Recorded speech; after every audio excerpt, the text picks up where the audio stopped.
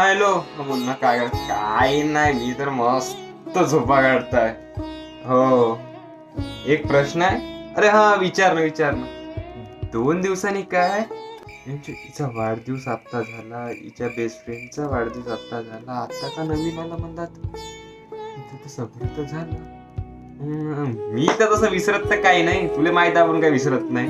पण काही विसरलं असं तर सांग, आठवण आली का सांग. बेंच काय विसरलो.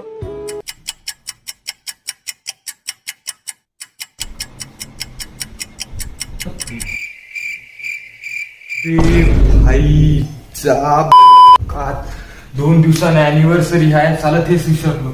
थांब, अकाउंट मधून बॅलन्स पाहू पहिलं.